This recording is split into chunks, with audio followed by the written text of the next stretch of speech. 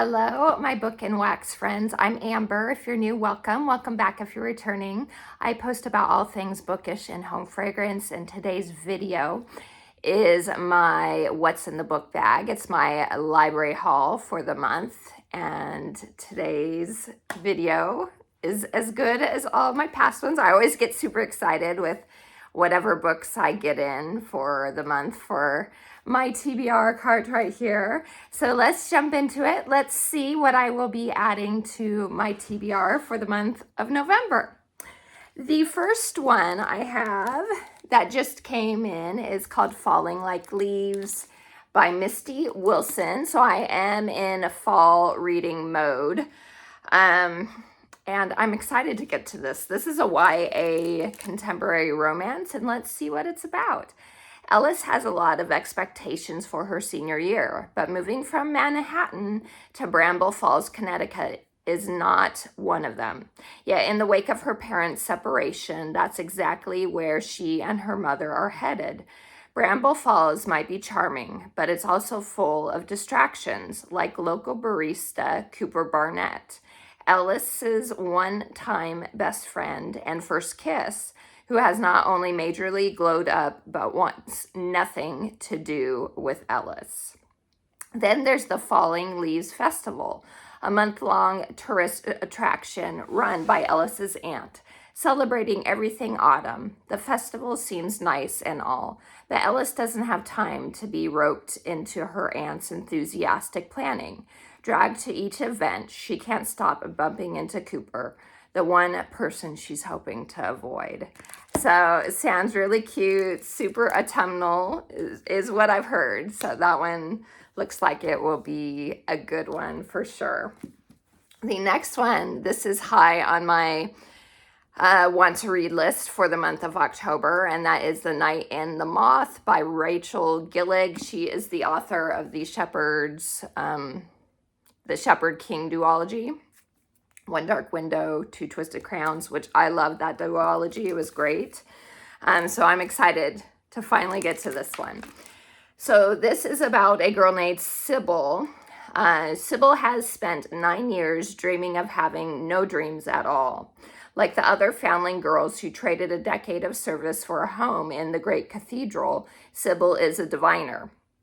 In her dreams, she receives visions from 6 unearthly figures known as the omens. From them, she can predict terrible things before they occur, and lords and common folk alike travel across the Stonewater Kingdom's windswept moors and craggy mountains to learn their futures by her dreams. Just as she and her sister diviners near the end of their service, a mysterious knight arrives at the cathedral. Rude, heretical, and devilishly handsome, the knight Roderick has no respect for Sybil's visions. But when Sybil's fellow diviners begin to vanish one by one, she has no choice but to seek his help to finding them. Sounds really good. I've heard it's really good, so I'm excited for that one. Okay, the next one is called Skip Shock. This is by Carolyn O'Donoghue. And this one is like a YA sci-fi fantasy. I know it's about time travel. Let's take a look. Margot is a troubled schoolgirl. After the death of her father, she's on her way to boarding school in a new city. Moon is a salesman. He makes his living traveling through a series of interconnected worlds on a network of barely used train lines.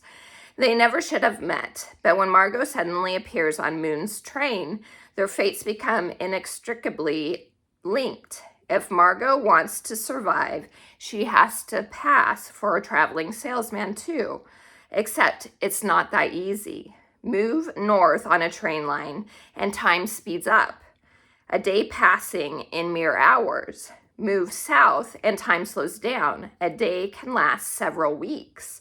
Slow worlds are the richest ones. You live longer, your youth lasts decades. Fast worlds are sharp, cruel, and don't have time for pleasantries. Death is frequent. Salesmen die young of skip shock. if they're not shot down by the Southern Guard first. As Margot moves between worlds and her attachment to Moon intensifies, she feels her youth start to slip between her fingers. But is Moon everything he seems? Is Margot? That sounds really good. Very unique. And it's reminding me a slight bit of the Invisible Library series, because there were multiple worlds and the librarians can move between them. So in a way, for sure not exactly the same, but in a way it reminds me of that. And I did really love that series. Okay, the next one is Yumi and the Nightmare Painter by Brandon Sanderson. So this is one of his standalone Cosmere novels. And this is on my 25 book, or not 25 books, my 5-star predictions. So for the fourth quarter, I'm hoping I predicted right, because this is one of them that I'm hopeful for. Okay, Yumi has spent her entire life in strict obedience, granting her the power to summon the spirits that bestow vital aid upon her society. But she longs for even a single day as a normal person.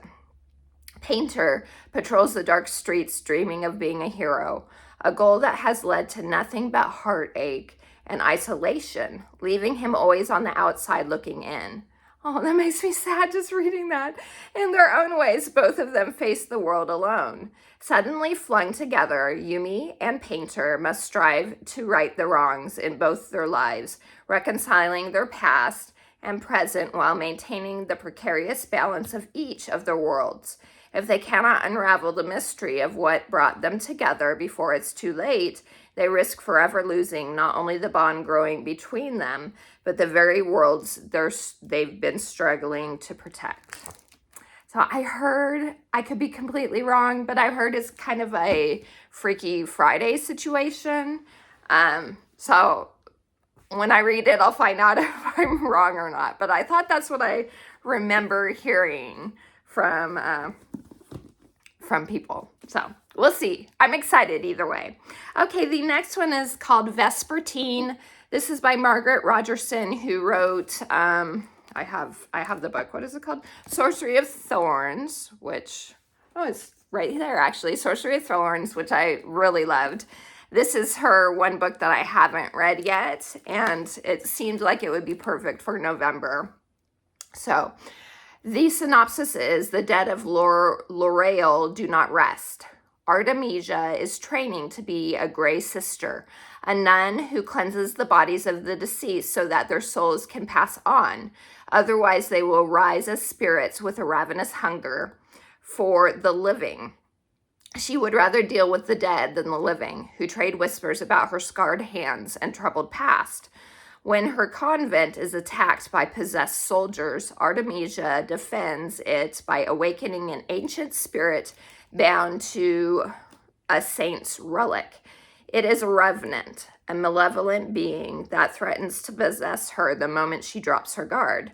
Wielding its extraordinary power almost consumes her, but death has come to L'Oreal, and only a Vespertine, a priestess trained to wield a high relic, has a chance of stopping it. With all knowledge of Vespertine's loss to time, Artemisia turns to the last remaining expert for help, the Revenant itself. As she unravels a sinister mystery of saints, secrets, and dark magic, her bond with the Revenant grows, and when hidden evil begins to surface, she discovers that facing this enemy might require her to betray everything she has ever been taught to believe, if the Revenant doesn't betray her first. That sounds really good. And this also reminds me of Rachel Gillig's One Dark Window. It has those same vibes with, anyway, I don't want to give that away at all, but it kind of reminds me of that too. Okay, the next one I have to share is one completely different. It is Sipsworth by Simon Van Buie, and this is on my 5-star predictions as well. And this is, let's see, over the course of 2 weeks in a small English town, a reclusive widow discovers an unexpected reason to live. Following the loss of her husband and son, Helen Cartwright returns to the village of her childhood after living abroad for 6 decades. Her only wish is to die quickly and without fuss. She retreats into her home on Westminster Crescent, becoming a creature of routine and habit. Then, one cold winter night, a chance encounter with a mouse sets Helen on a surprising journey. Sipsworth is a reminder that there can be second chances. No matter what we have planned for ourselves, sometimes life has a plan of its own. So, just reading the synopsis is making me teary.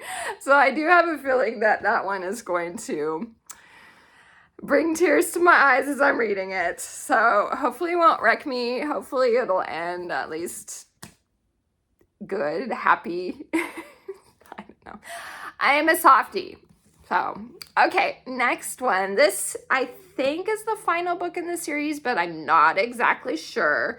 Silverborn, The Mystery of Morgan Crow by Jessica Townsend. This is the 4th book. I could be wrong. It might not be the last one, but it took a minute for this to come out. I think 2021 was when the last book came out. So I'm excited to jump back into this world. This is a middle grade fantasy series. Think along the lines of Harry Potter. This, like I said, is the 4th book, so I'm not going to read the synopsis of this one, but the first one's called Nevermore, The Trials of Morgan Crow, and it's about a girl who has a curse on, or she thinks she has a curse, and she finds out that there's magic in her world that she didn't know, and I can't remember if she was considered a chosen one or not, like Harry Potter. Can't remember for sure one way or the other, but she ends up going off to the magic side of the world, kind of, kind of learns magic, learns her abilities in a magical school. And yeah, it's filled with heartwarming characters, it's whimsical, and it's a lot of fun. So I've really enjoyed that middle grade series. So I'm excited to get to the 4th book and possibly final book. It's a chunker, so I wouldn't be surprised if it is the final one. Okay, the last book I have from the library is called Den of Liars by Jessica S. Olson. And I just read her in October. I read her Forgery of Roses book. I enjoyed that one quite a bit. So this is her newest. I'm pretty sure that this came out recently. And it sounds really good. So I'm going to need my glasses. I remembered my glasses. I'm going to need these for the words on this one because it's dark.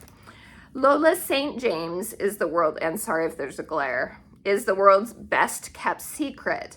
When her father's loss in the Liar's Dice tournament, a high-stakes competition where players are forced to gamble with their deepest secrets, made her a target, she was rescued by the thief, the notorious leader of the Tentacles. But the thief's kindness came with a price, Lola's heart.